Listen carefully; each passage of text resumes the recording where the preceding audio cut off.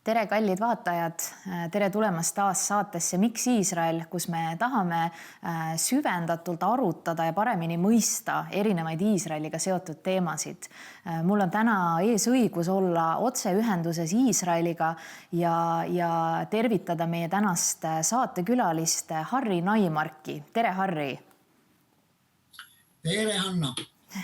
Tere, Harri, aitäh, et sa olid nõus saatesse tulema. Ma kõigepealt paluksin sul lihtsalt ennast tutvustada. Kes sa oled, millega sa tegeled? Ma olen tavaline inimene, rahvuselt juut. Natuke rohkem kui 25 aastat tagasi ma otsustasin tulla elama Iisraelisse.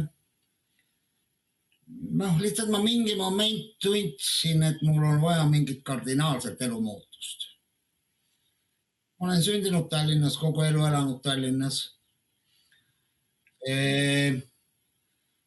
Ja nii ma siis otsustasin, et ma tulen siia, ma katsetan. Olgu kohe ka ära öelnud, et mu kadunud ema tahtis mitu korda tulla elama Iisraelisse. Ja mõlemad korrad olin mina selleks takistuseks, et meie pere ei tulnud siia, sest ma ütlesin ema, et ma mitte kunagi ei lähe Iisraelisse elama. Ma Iisraelisse lähen turistina, aga elama ma ei lähe sinna mitte kunagi.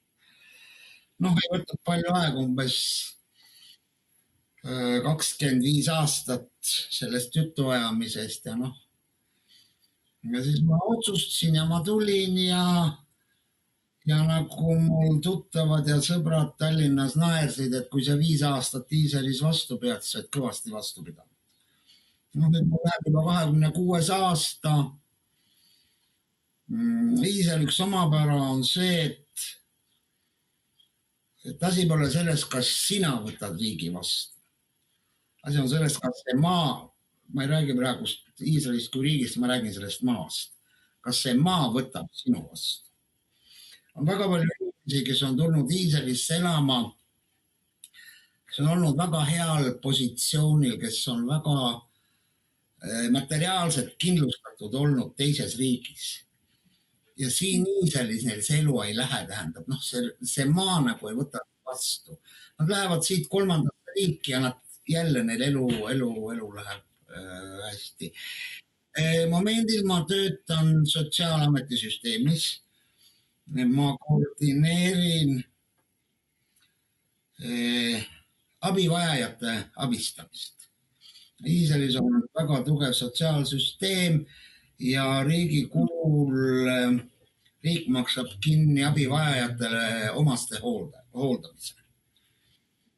Ja seal siis vastavalt haigusele, vanusele, vajadusele. Ja minu töö on siis, mul on üks see on siis Iisraeli kõige lõunapoolsema linna rajoon, kus ma siis koordineerin abivajajaid ja hooldustöötajaid. Ja kuna meil nagu alati sellel alal inimeste puudus on, siis ma ka mõned tunnid päevas olen ma võtnud ka endale ühe pere abistamise.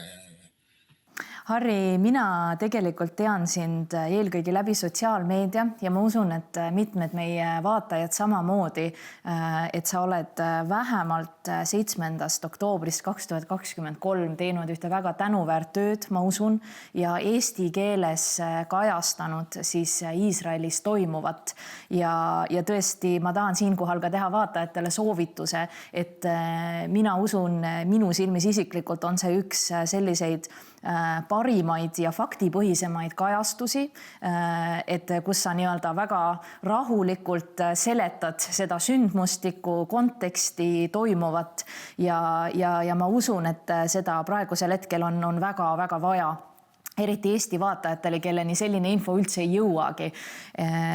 Aga ma tahtsin küsida, et kas see on sinul ka nii-öelda, oled sa varem midagi sellist teinud, mingit ajakirjandustööd või kuidas sa selleni jõudsid, et neid niimoodi hakata infot jagama või uudiseid kirjutama?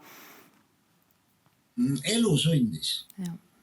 Ei, ma enne olin tavaline Facebooki kasutaja, kuskil ma siin mingeid artikleid kuskil kirjutasin aeg-ajalt, aga aga siin sundis mind elu.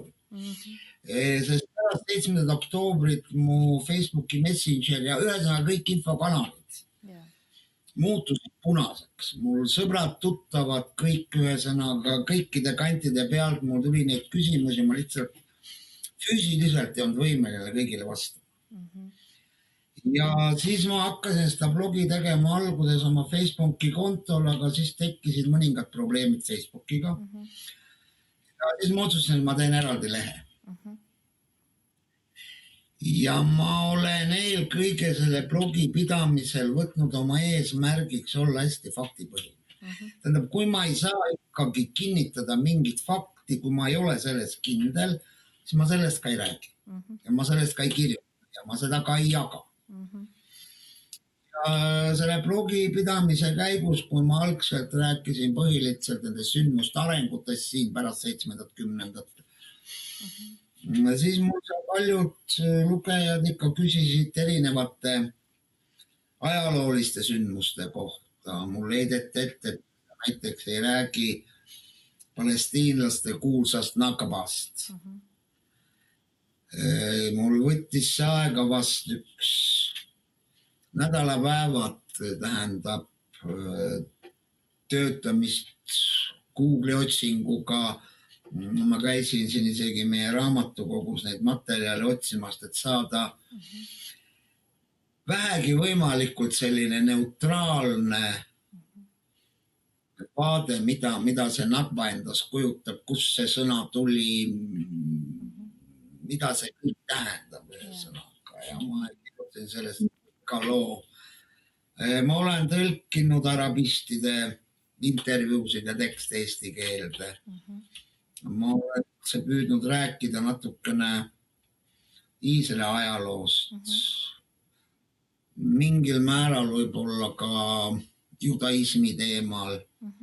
Iisraeli peaministritest. Ma ei ole selline inimene, et ma ütleme nüüd mõistaksin hukka kõik araablased ja kiidaksin kõiki juute taevani. Tähendab, kui on põhjust ka oma praegust kodumaad kritiseerida, täpsemalt öeldes tema juhtkonda, siis ma seda ka teen. Ma seda ka teen ja ma püüan anda maksimaalselt sellist infot, ütleme, mida eriti meedias lihtsalt ei kajastata. Kas ei peeta vajalikuks või raske öelda iga toimetuse puhul, kes mida peab vajalikuks kajastada. Ja just. Kuidas sa üldse tunned, kui sa vaatad Eesti nii-öelda meediat ja seda diskursust või vestlust ükskõik mis teemal seoses Iisraeliga, ma mõtlen ka, olgu hetkel on meil teemaks muidugi sõda Iraaniga, aga ütleme ka varasemad sündmused, sõda Gazas ja nii edasi. Kuidas sa tajud, kas on meil nii-öelda puudus infost, kuidas see kajastus sinu jaoks nagu on, kas ta kajastab adekvaatselt sündmusi, mida sa näed seal? Infopuudust ei ole. Muidugi eksin väga sõltub, ma ei hakka siin eraldi välja tooma, eksin sõltub meediamajast. Põhimõtteliselt selle võib 3 kategooriasse, kes on nats rohkem kaldu, ütleme Iisraeli poole, kes püüab olla neutraalsem ja siis kes on natuke rohkem kaldu Palestiina poole. Muidugi üks meedialõik, mis on mind täiesti hämmastanud ja ma olen üldiselt väga ebameeldivalt üllatunud sellest, on Eesti kultuuriajakirjandus. Müürileht, Vikerkaar. Vaata, mul ei ole probleemi sellega, kui igal inimesel on õigus armastada, toetada, kallistada, keda ta iganes soovib. Mul ei ole probleemi inimestega, kes toetavad, armastavad, kallistavad palestiinlasi. Samas oma sisemas nad vihkavad juute ja Iisraeli. Kui nad ei ütle sulle seda mitte kunagi välja. Nad püüavad jätta sellise, kuidas ma ütleks, neutraalse mulje. Aga samas, kui nad millestki kirjutavad, siis nad kasutavad ainult neile mugavaid fakte. ainult see, mis toetab nende mõtteviisi, nende mõttemalle. Okei, isegi see on mingil määral normaalne, aga Eesti kultuuri ajakirjad, nad ei luba mitte ühtegi vastulauset. Nad ei luba, tähendab, kui sa kirjutad neile artikli, kus sa tõestad ära, et see inimene eksib, et see inimene valetas, siis seda ei avaldata. Ma läksin ju Delfi meediaga ja ühe seal ilmunud Tallinna Ülikooli jõuõppejõu artikliga Avaliku sõna nõukogusse. Ma vaidlustasin selle. Ja ma sain õiguse. Seal toodi ära selle õppejõu poolt. Ta on rikkunud väga tugevalt teadlase eetikat. Ka meediale tehti märkus, et nad on rikkunud ajakirjanduse eetikat. Nii et ma tahan täpsust. Ma ei... Et kui sa räägid millestki, siis too välja kõik faktid. Et see sama lugeja, kuulaja ise otsustab. Mis on nagu õige, mis on nagu vale. See on jah kummaline või nii-öelda kõlab nagu selline mull, kust on väga raske nagu läbi vaadata või nagu läbi näha üldsegi teist poolt, eks. Et ma ei tea, ühesõnaga, see on võib-olla siuke, ma ei tea, kas sa oskad sellele vastata, aga sind kuulates ma ise mõtlesin kohe seda, et siin on ka suuremad nii-öelda jõud mängus, millest inimesed tegelikult nagu nad ei adu. Et ma mõtlen, et ka mingite narratiivide levimine, eks ju seal, ütleme, kõige otsesem näide on näiteks Ameerika ülikoolides, eks ju, et seal on ikkagi mingite välisvalitsuste rahastused ka taga, eks ju, ja võib-olla Eesti inimene nii-öelda lihtsalt, ta loeb ühte artiklit, ta satub mingisse seltskonda, aga ta ei adu, et seal taga käib nagu palju suurem mäng. Et kuidas sa seda kommenteeriksid? Tähendab see, mis toimub, ütleme, Ameerika ülikoolides, Suurbritannias, Prantsusmaa, üldse ülikoolides. Seal on põhimõtteliselt on ära tõestatud, seal taga on Katari raha. Seal ei ole mingit uudist. See tuli isegi USA seadusandjale väga suureks üllatuseks. Kuivõrd palju on Katar sinna raha sisse pannud. Me peaks hakkama siiski sellest pihta, palju see tavainimene. Kui ta kuuleb mingit uudist, kas ta läheb uurima, ma ei tea, kas või seal samas Google'i otsingust. Või ütleme praegust ChatGPT-st või selle tehisarvut, kas ta läheb, kas see ikka vastab tõele või see asi ei vasta tõele.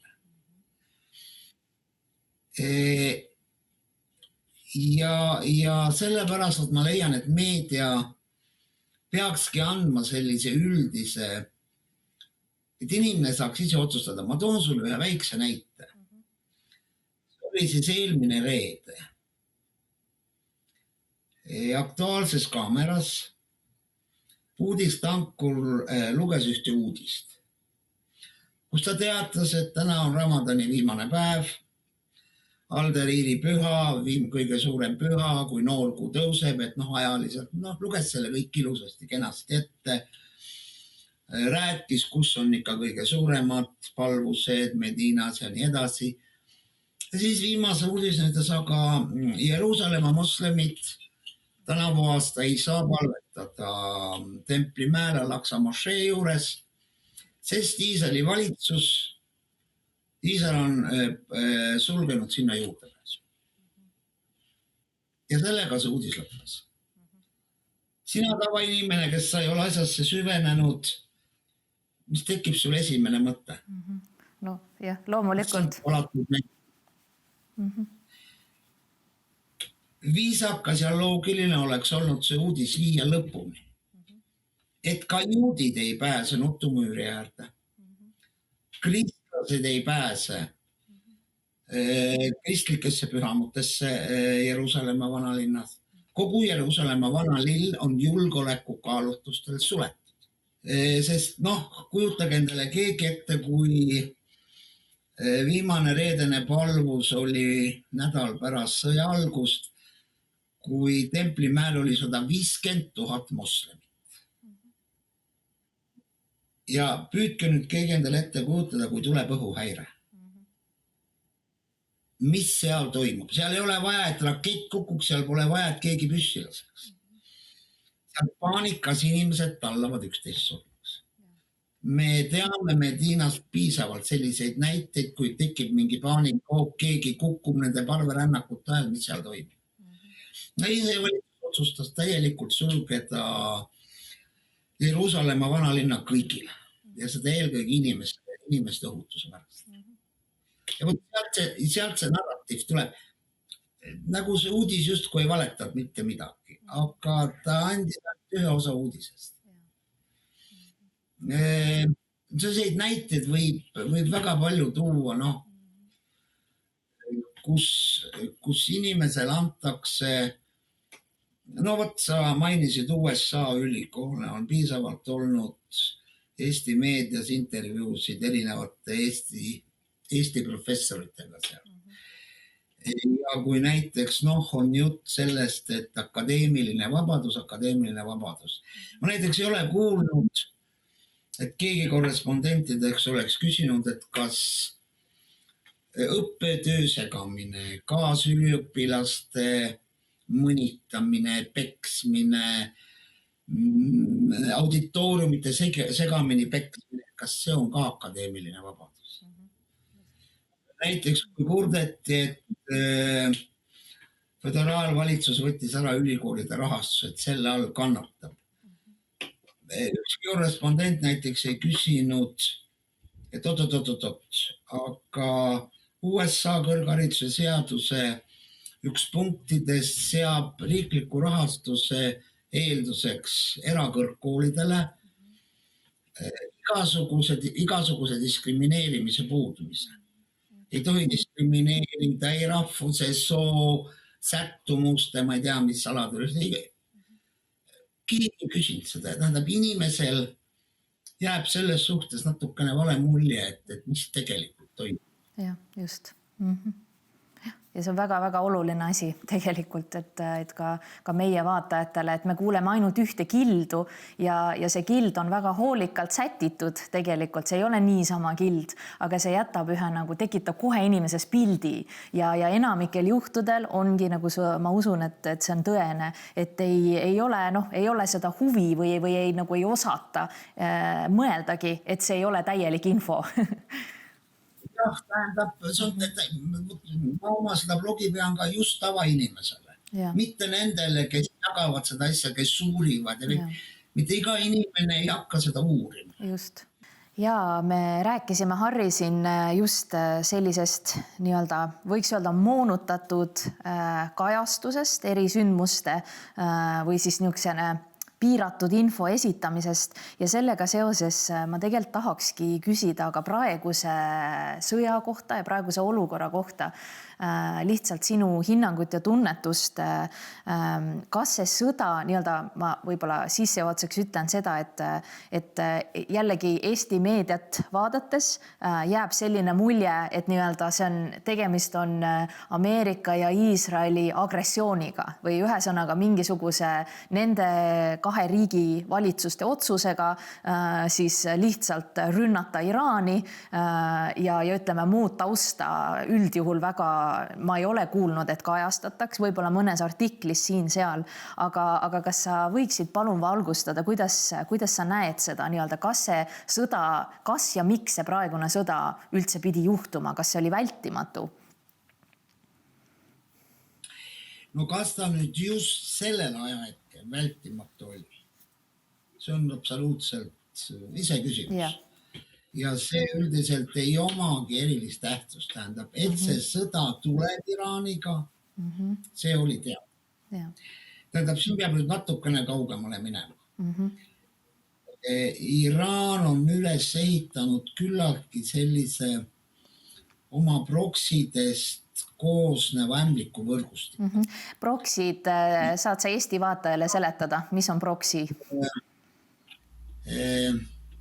käsilased, abilised. Erinevad relvarühmitused, jah? Erinevad relvarühmitused, Hamas, Hezbollah, Hutid Jeemenis. Tähendab, ta rahastab neid, ta mitte neid ainult ei rahasta, vaid ka annab neile relvastust. Ja sellega ta manipuleerib, siis püüab igal pool nagu oma mõjuvõimu kehtestada. On teada ju, et Iraanis on islamistlik režiim. Tähendab seal sügavalt usklikult, kes usuvad, et islam peab valitsema maa. Nüüd trigeriks võib-olla või selliseks viisakus, südamlikud viisakusavaldused Iisraeli ja Iraani vahel on pikalt käinud, aga on see olnud siiski küllaltki vaoshoitud. Jah, siin aastaid tagasi, kui Iisraeli luure Mossad röövis Iraanist nende tuumaarhiivi, mida ka siis oli Benjamin Netanyahu peaminister, mida esitleti kogu maailmale ja mis muidugi Iraani jaoks oli väga suur šokk, et see asi rööviti.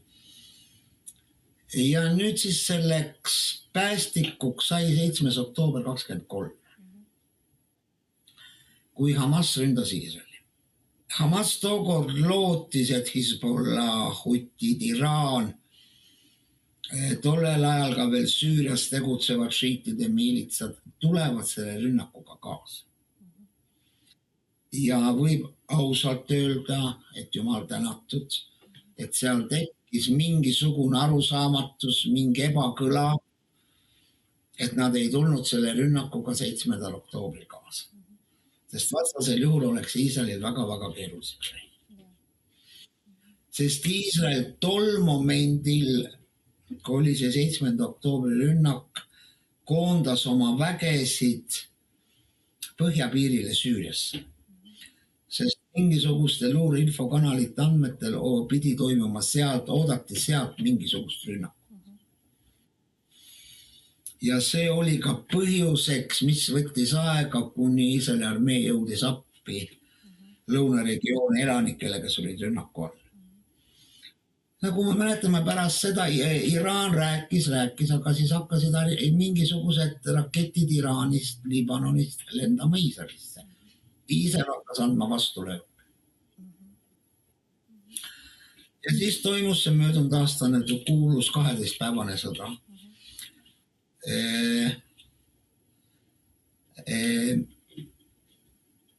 USA põhiline eesmärk oli võimalikult palju kahjustada Iraani tuumaprogrammi, sest see oli ära tõestatud ja Iraan ei eitanud ka seda, et tal on 60% rikastatud uraani.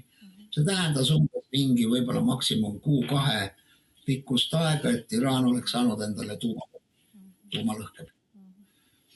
Iisraeli eesmärgid tol ajal ja ka praegust olid eelkõige Iraani raketiprogramm, raketilaskeseaded. Ja miks see sõda just nüüd puhkes? Sõja esimesel päeval likvideeriti Iraani kõrgim juht Ayatollah Ali Khamenei. See likvideerimine oli rohkem psühholoogiline löök, kuivõrd mingi soov muuta režiimi. Sellistes režiimides ühe inimese likvideerimine, see ei muuda režiimi. Ja selleks päästikuks sai just see, et 48 tundi enne rünnakut Iisraeli luure tuvastas, et Ayatollah Khamenei juures toimub suur nõupidamine ja seekord mitte maa-aluses punkris, vaid maapealses hoones. Ja koos temaga ju likvideeriti ligi 40 kõrgemat ohvitseri ja niisugust poliitilist tegelast ja juba rünnati, no siis läks asi edasi. Ja USA keskendub just tuumaprogrammile ja Iisrael keskendub just nimelt raketiprogrammile. Et minimaliseerida võimalused tulevikus rünnata Iisraeli, sest see on ainuke relv, meil Iraaniga piiri ei ole. Nii et ainult ballistilised raketid. Droonid on aeglased. Noh, ma siin näiteks üks õhtu tuli teade mobiiltelefonidesse elanikele, et Iraanist on välja tulistatud droonid teie suunas, et umbes 4:30 hommikul võib tulla õhuhäire.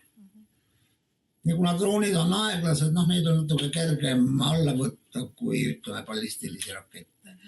Hullem olukord on Hezbollah'ga. Hezbollah'l on piir Iisraeliga ja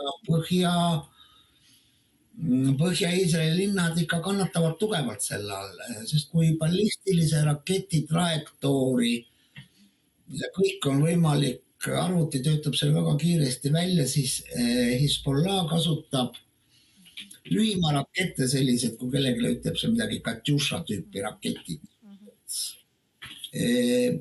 Seal ettehoiatusaeg on 1:30 minutit. Nende trajektoori ei ole võimalik määrata, neid lastakse korraga välja 20, 30, 40, 50. Ei ole veel maailmas loodud hermetilist õhukaitset, no miskid tulevad sealt läbi. See on täiesti paratamatus, aga õnneks mitte kõik. Nii et see Iraani sõda tähendab, ta oleks niikuinii tulnud. Kas siis praegust, 6 aja pärast, poole aasta pärast. Tähendab, see oli pärast eelmise aasta 12 päevast sõda teada, et tuleb sellele, nimetame seda siis jätkusõjaks. Jah, nii et lihtsalt tagasi peegeldades, et noh, ma ise olen erinevates nii-öelda seltskondades, kus ongi, käivad arutlused, eks ju, et ma ei tea, kellel võib olla tuumaprogramm, kellel ei või olla, eks ju, et mis alusel seda üldse otsustatakse, et me võime arutleda selliste asjade üle, aga fakt on see, et kui sul on keegi, kes on välja kuulutanud nii-öelda kellegi teise hävitamiskavatsused ja mitte ainult rääkinud sellest, aga ka tegutsenud selleks väga reaalsetel viisidel, siis nii-öelda on alust ennetavaks löögiks, et need ei ole nagu, see ei ole tühja koha pealt. Kui me räägime üldse natuke tuumaprogrammidest, noh näiteks USA tuumanupp on president Trumpi käes. Kuid see ei tähenda, et kui ta vajutab sellele nupule, siis kohe tuumarakett hakkab lendama. Seal on mitu aastat, kes peavad selle otsuse kinnitama. Kuni jõuab selle inimeseni, kes siis lõpuks vajutab seda nuppu, et see tuumarakett hakkab lendama. Põhimõtteliselt sama süsteem on ka Venemaal. Tuumanupp on nende presidendi käes. Ta vajutab sellele nupule, see ei tähenda, et kohe midagi stardib. Seal on ka 8 vahelüli, enne kui see jõuab lõpuni. Kui Iraanis oleks tuumarelv, siis ma ei usuks, et oleks selliseid vaheinstantse. See oleks üks nupule vajatus ja kõik need tuumarelvad hakkaksid lendama. Ja olgem ausad, kui tuumarelvad lendavad, siis see kahju oleks mitte ainult Iisraelile, vaid vähemalt kogu regioonile, kui mitte suuremale ringkonnale. No seda on praegu näha. Ja, mäletame väga hästi, kui Tšernobõlis aatomelektrijaan vast, sa võib-olla ei mäleta seda eriti. Aga mina mäletan seda väga hästi, eks ole, kui see saastatud pilv jõudis ka Eestini. Küll ta ei olnud enam inimestele ohtlik, aga nii et selle tulem oleks väga seda enam, et Iraan ei lubanud ka ju lõpus rahvusvahelise aatomienergia agentuuri töötajaid kontrollima oma töödega ja ta püüdis varjata ja see avastati juhuslikult, et Iraan on rikastanud uraani kuni 60% ja see lõi kõigil põlema punase tule. Ma ei ole seal ala spetsialist, ma pean usaldama seda, mida spetsialistid ütlevad, et sellise uraanirikastuse juures on ainult mõne kuu küsimus, millal see tuumarelv valmis saab. Ja raketid Iraanil olid olemas, mis on võimelised tuumalõhkepäid kandma, nii et. Ja ma lisaks ja ühe asja veel juurde. Iisraeli riigi loomise algusest on Iisraeli sõjadoktriin, mida pole Iisrael mitte kunagi varjanud ja see on teada. On anda ennetav löök. Sest Iisraeli territoorium on niivõrd väike. Ta on poole väiksem kui Eesti territoorium, peaks olema. Siin meil ei ole kuskile taganeda. Kui me võtame moodil Ukraina näiteks, Ukraina territoorium on hästi suur. Seal on kuhu taganeda rahv. Iisraelis ei ole seda. Ja sellepärast Iisrael alati, Iisraeli sõjadoktriin on kõrgendatud ohu korral anda ennetav löök. Ja ka rahvusvaheline õigus lubab seda muuseas. ÜRO põhikirja, kas oli säte 51, kui mälu mind ei peale. On küll, jah. Ohu korral lubab anda ennetavat löök. Jah, üks mõte ja kahjuks nagu tundub, et ka seekord, nii nagu kõik Iisraeli sõjad jäävad lõpetamata, sest vahele tuleb mingi kõrgem jõud, poliitiline jõud, mingi riikide grupi huvid. Ja kuigi ütleme nagu siis Iisrael on võidulainel, on saavutamas oma eesmärke, enne lõplikku eesmärgi saavutamist tõmmatakse pidurit peale. Oli see nii 56. aasta Suessi kriisi ajal, oli see 6-päevase sõja ajal, oli see Jom Kipuri sõja ajal, Liibanoni esimese teise sõja ajal, Süüria sõdade ajal. See on kogu aeg, keegi tõmbab mingil momendil pidurit peale. Ja et söed jäävad hõõguma siia tuha alla, kuni siis jälle mingisuguse, võib-olla 2-3 aastat on rahu ja siis hakkab jälle. Et kas ma saan õigesti aru, et sulle hetkel see, mida sa loed ja kuuled, ütleb seda, et pidurid tõmmatakse peale? No tundub niiviisi, jah. Ja väga tugevalt tundub niiviisi. Üksikud repliigid, mis tulevad, ütleme, USA presidendilt ja Iisraeli peaministrilt, no näitavad seda, ma nüüd jätaks momendiks välja selle viimase teate, et on toimunud salajased läbirääkimised Iraaniga, et nädala lõpus peaks Islamabadis, Pakistanis toimuma siis läbirääkimiste voor. Ma jätaks selle momendil kõrval, aga mingite märkide järgi peaks see sõda läbi saama, ma pakuks välja kuskil 20. aprilli paiku. Asi on nimelt selles, et tänavu aasta tähistab Iisrael oma iseseisvuspäeva 21. aprillil. 21. aprilli õhtul on Iisraeli iseseisvuspäev. Sel päeval on Herzeli mäel väga suured üritused ja kõige austatamad Iisraeli inimesed süütavad 12 tõrvikut. Reeglina need on kangelased, kas sõjakangelased või Iisraeli kõrgema tunnustuse saajad, see on siis Iisraeli preemia saajad. Seal on teadlased, poliitikud on küll reeglina vähem, aga teadlased, kirjanikud, kunstnikud. Ja tänavu aasta sai selle preemiaga USA president Donald Trump. Ja Donald Trump juba säutsus pühapäeval, et see aasta tuleb tema tähistama Iisraeli iseseisvuspäeva Tel Aviv. Möödunud neljapäeval Iisraeli peaminister vastates ajakirjanike küsimustele selle sõja pikkuse kohta ütles väga niiviisi huvitavalt, et see sõda veel kestab, aga uskuge, see sõda lõpeb varem ja kiiremini, kui te oskate oodata. No paneme nüüd 2 sõnumit kokku, eks ole. Loogne järeldus, et kui siia lendavad Iraani raketid, no vaevalt siis USA presidendil lastakse siia tulla. Ja veel sellisele üritusele, mis kestab mitu tundi, mis on konkreetses kohas, kus on koos väga palju inimesi. Nii et niisugune väike lootus on, et äkki tõesti nüüd selle sõja see etapp saab läbi ja lõpuks inimesed siin Iisraelis saavad rahulikult puhata, magada, ei pea öö jooksul 10 korda voodist üles hüppama ja tormama ummisjalu turvatuppa, kellel ei ole kommevarjendis.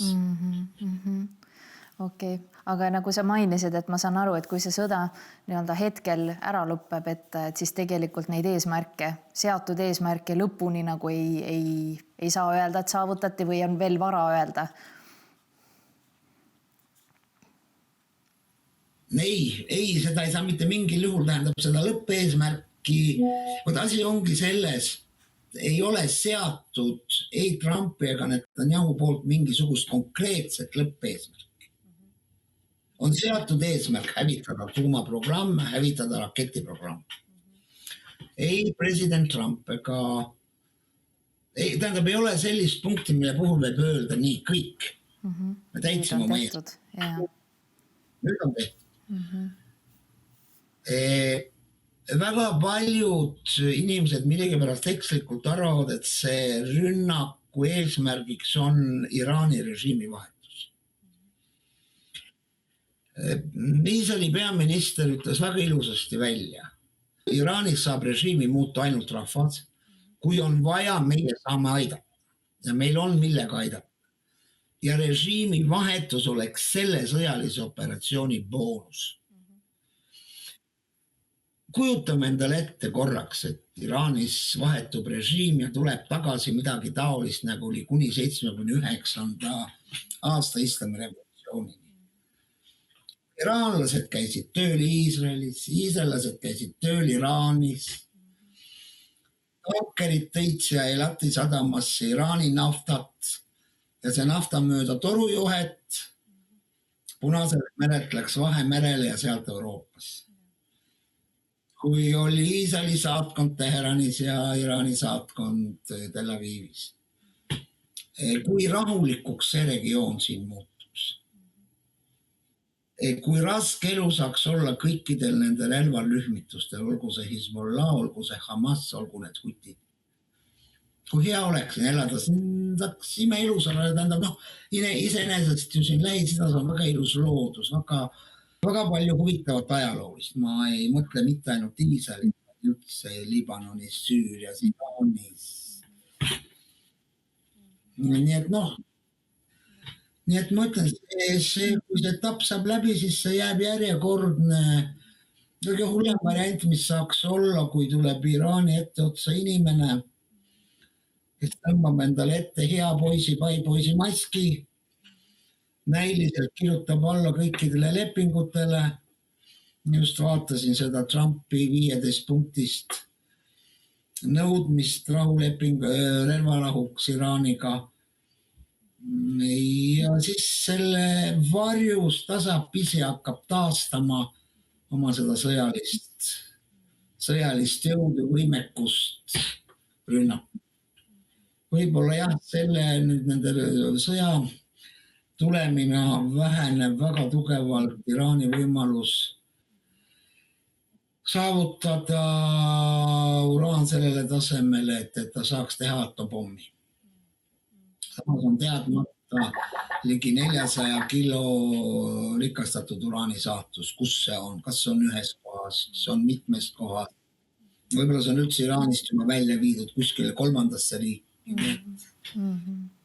Niisugune on see sõja tulemus. Kas sul on veel mingid viimased mõtted, mida sa tahaksid Eesti televaatajatele meie kanalil öelda? Ma võib-olla tegelikult küsin sult niimoodi, et meie teatavasti oleme, TV7 on kristlik telekanal.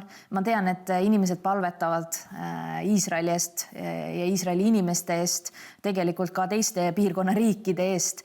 Aga kas on midagi, mingi viis, kuidas saaks aidata abivajajaid, kuna sa ise ka tegeled abivajajatega? Ma arvan, et kõige suurem abi on loomulikult palvetada, aga teine asi on rääkida hea sõnaga Iisraelist, levitada. Tähendab, mis asi on Toora? Toora on Vana-testamendi 5 esimest raamatut. Moosese 5 esimest. Ja levitada, püüda maha võtta neid valeväiteid, neid lõpetamata sõnumeid, mida meedias edastatakse. See oleks vast kõige rohkem, millega abi, sest me saame siin, riik väga palju aitab Iisraeli inimesi. Oli see koroona ajal, oli see kõikide sõdade ajal. Sellist abi nagu meil otseselt vaja ei ole, aga just sellist, meil on head sõna vaja. Meil on vaja, et meie eest vastukaaluks Iisraeli vihkajatele, et vastukaaluks kõlaks ka Iisraeli juutide toetajate poolt sõnum võimalikult kõvasti. See oleks minu selline palve. Tore, ma loodan, et selles asjas me saame midagi teha. Ja suur aitäh sulle, Harri, Jumala kaitset sulle ja ma loodan, et varsti sa saad magada.